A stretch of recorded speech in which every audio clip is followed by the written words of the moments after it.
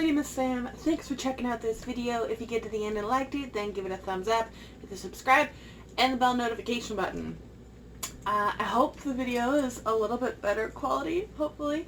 I had to get a new phone this week anyways, so I got a newer version of my older phone that just has a better camera, hopefully. So hopefully that's working, because it's been like overcast, so it feels like being sunny for 5 minutes, and then it switches to like overcast and no sun for 40 minutes. So we're just gonna play around with this lighting setup as it is and talk about the books that I read this week. So first off, I read Nightmares by Jason Segel and Kristen Miller. This is his middle grade series. He and she also wrote Otherworld, which I read I think last year, and I think the final book in that trilogy is coming out this year, or has come out, but it is a middle grade, and this boy is struggling. Him and his younger brother have lost his mother, and it starts off with they live in this small town, and there's this weird mansion that's been there since before the town was founded, and it's always just this creepy thing, and his mother warned him not to go into it. So as a young boy, he decides to go into it, and after meeting the new owner of the mansion, it's been passed down through the family line. His very much grieving father very quickly falls in love, and they get married, and it's his new stepmother, and he sees her as a step witch. And this whole portal world appears of nightmares and how it influences especially the kids in the town, and he tries to battle that. And it's very much him dealing with, I think, his grief and just some like middle grade whimsical concepts. I read this for the TBR Beyond group. We have an Escape the Room board game sort of thing challenge this month. One of the prompts was nightmares. So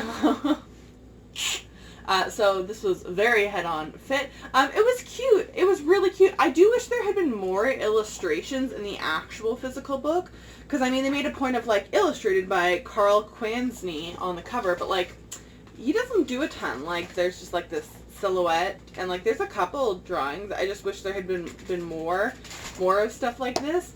I really did love the Nightmare World once they get there, that people are like, oh, we don't want to like torture the kids, we just want to like scare them a little bit. It reminded me a little bit of Monsters Inc., honestly.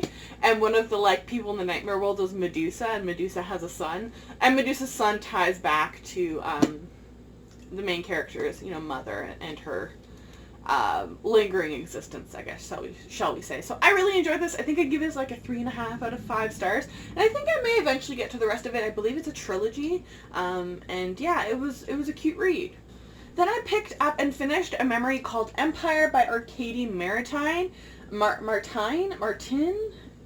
not sure how to say her last name, but this is a adult sci-fi opera. I was unsure if it was going to work for me, because big, say, space operas don't tend to be something that I tend to comprehend and then kind of lose my enjoyment out of this, but I actually did really enjoy this one.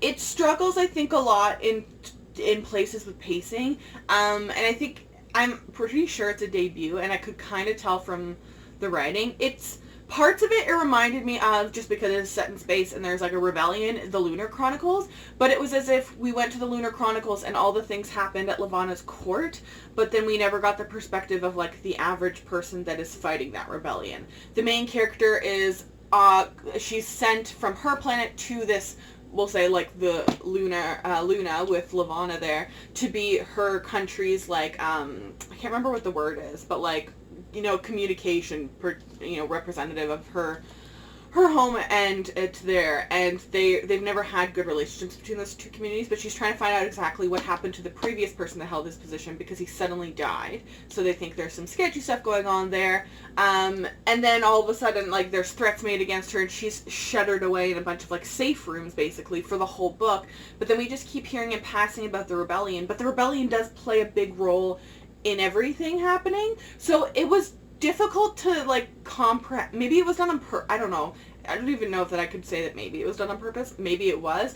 It made it difficult to understand exactly what was happening in the political world, which is a problem, because this is a very political heavy book that they really leaned into the inner court and all of her mystery and investigating and trying to figure things out. But then the politics outside of that are immediately having an impact on that court were just thrown in little tits and bits, which I had a hard time. And there were just like large things that were kind of like, okay, can we like pick up the pace a little bit. I did like that we had LGBT rep. There is definitely there's no label attached to it, but there's definitely a female romance, and it would be on Voices because the author Arcani is actually married to oh my god, what's her name? The woman who wrote Strange Grace. I remembered her name the other day, and then it's like it's just gone from my mind. Oh, maybe it says in the back. Does it say in her bio?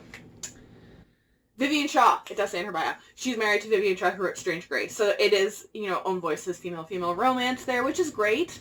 And I don't feel like I see an awful lot of, like, not heterosexual relationships in space. So that is a nice change. I think I will read the sequel. It's a very political intrigue, though, book. So if you're going into it thinking it's going to be, like, a big space battle thing, that's not by any means what it is. And there's just a lot of talking and back and forth and guessing and mysteries. So in the end, again, 3 or 3.5 out of 5 stars, and I think I will continue on with this series. Then I binged The Thousandth Floor, The Dazzling Heights, and The Towering Sky. So I had read The Thousandth Floor before, and then I was like, okay, I like it. I'll pick up the rest of the series, and I finally did so. So that is my reasoning for not picking up on the flag that I've seen now that I've read them all. This is also a series which I think is important. Not that it's really ever acceptable, I think, but I can understand for time periods of certain things why people did certain things. When you look at, like, old classics, yeah, they're problematic in modern times, but they wouldn't have made sense for them to write modern time values in the 1800s, right? Okay, I feel like if you are in any way someone who is like, oh my god, spoilers, then, like, skip to, like, I don't know, I'll put a bubble here or whatever with a time jump so that you should skip to if you haven't read this series. I take great issue when books that are written in, I think it's 2016, 2017, 2018, use the kill the queer trope, okay? I don't know anyone really at this point who doesn't take offense to that, and I'm someone who, like, I don't want to say, like, I don't have a stake in this game, but I am cis and straight, okay? Like, I've never struggled to have my identity recognized in positive ways in books. But we love to do these things in, like, every genre of, we always kill the minority off, right? It's always the black person that gets killed first in the horror movies. There are 2 female characters in this series that are in a female romance at the beginning. And there are 3 characters killed in all. Would you like to guess what happens to the 2 queer characters? It's never like, because they're not killed because of that, but there's no other representation in any of the characters that live. I expected more, especially considering this is a New York Times best-selling, at least the first book was, and her other series was. So it never seemed like she was villainizing or making the queer people bad or anything like that, but this is, again, it's 2016 that we need to, like, move away from, like, oh, well, I didn't do anything, like, racist or homophobic to those people. Yeah, but you killed them off, or you made them one-dimensional, or you didn't do anything with them. This is kind of a perfect example of that, which is really disappointing, because I think if they had changed that, even maybe or just had another character who was maybe bisexual or pansexual because they exist in a world, it would have been more, it would have been, I wouldn't have had the same issue with it, but I did as it stands. That's disappointing. It's basically like a sci-fi Gossip Girl. I honestly, it's like, remember that what's that movie called with Will Smith with, like, the AIs, iRobot? It's like that and Gossip Girl combined. The concept is really interesting. I don't love the, like, falling in love with your adopted sibling thing. I think it's way overused, and honestly, I don't care if it's adoptive. It still seems very icky, like Georgia hillbilly to me. Shout out to all of the Georgia people that watch. It's icky. I just look at this series and I think icky now, which is sad because these are beautiful covers. So for that reasoning, I 2-starred all of these. I don't hate them. I reserve 1 stars for books that I honestly hate and detest. By the end of the series, I had honestly just kind of lost interest in it, sadly, because I was kind of frustrated.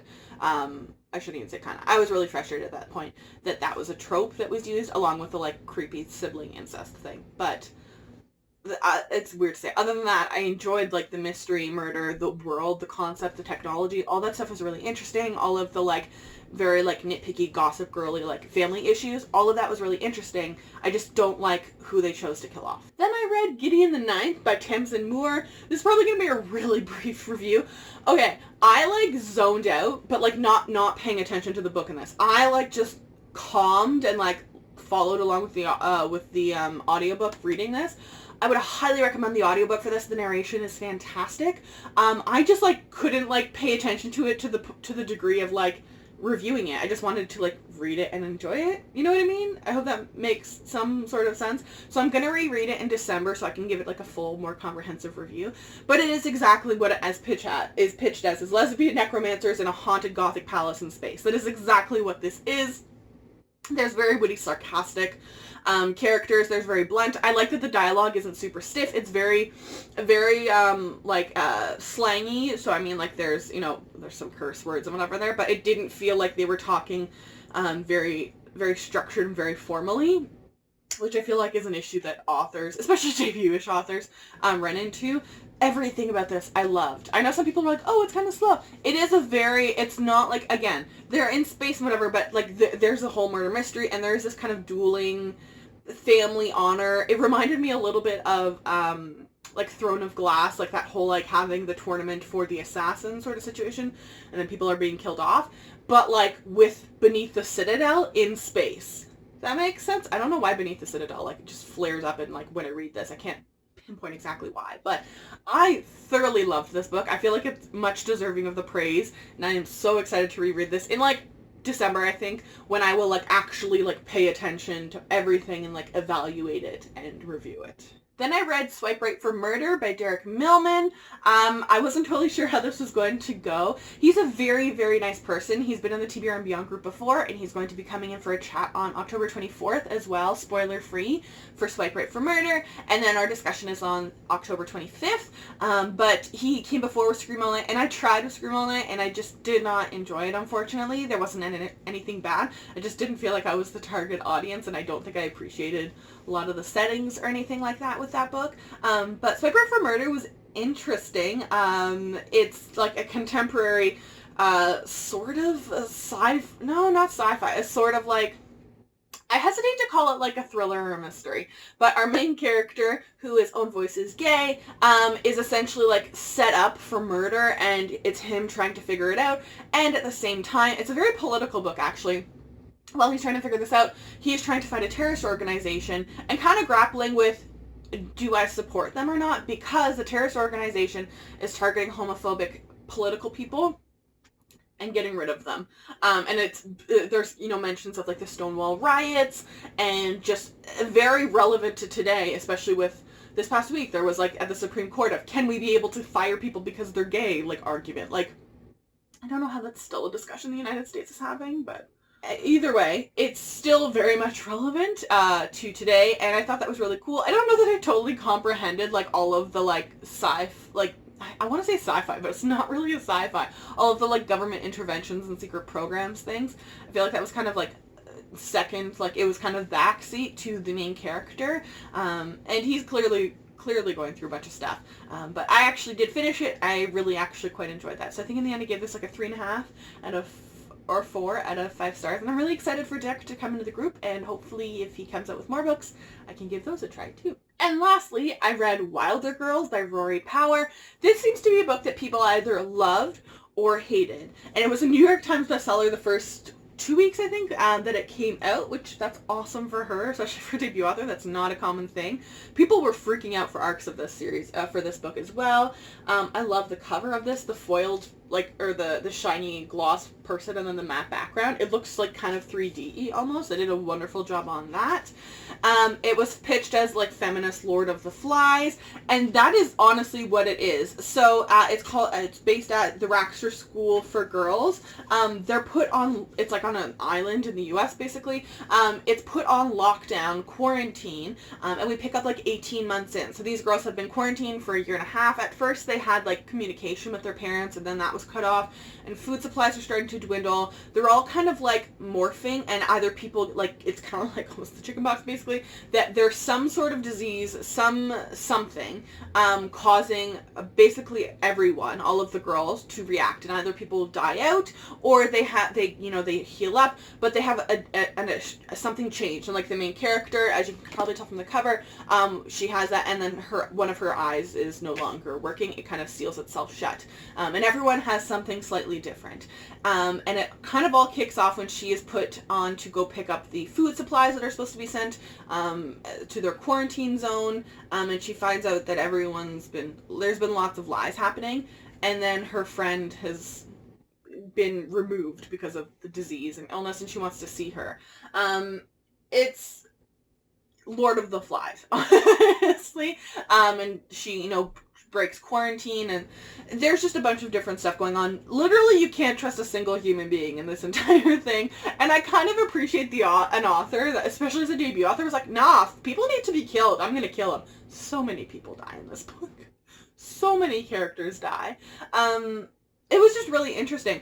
I can see why some people would like, what? I don't understand it. It is a very odd book. I don't think it was necessarily the author's writing that was a little bit weird or anything like that. I think it was the book itself being thrown into the middle of a quarantine 18 months in and trying to put together little bits and pieces while knowing that everyone is lying to you. And the ending is a little groggy, and I felt panicked the whole book, I guess is the easiest way to explain it. But I feel like that helped this book and me understand like the desperation and the concern and what's going on through the main characters' minds. I think this is another one that I would want to reread every little while. It's very, my friend Melanie too was like, I don't understand how people didn't see like the sexism and the coming of ageness of this. That is a big those are big themes in this book for sure. And of course, just a little bit of like government conspiracy theory of like they're always testing on us and all that shazam. I'm also like, could I handle being quarantined on an island with a bunch of girls? Honestly, no. No, absolutely not. Especially not for 18 months. I don't know what the heck I would do with myself. I actually did enjoy this. I gave it like a 3.5 or 4 out of 5 stars. It's just a theme this week, apparently.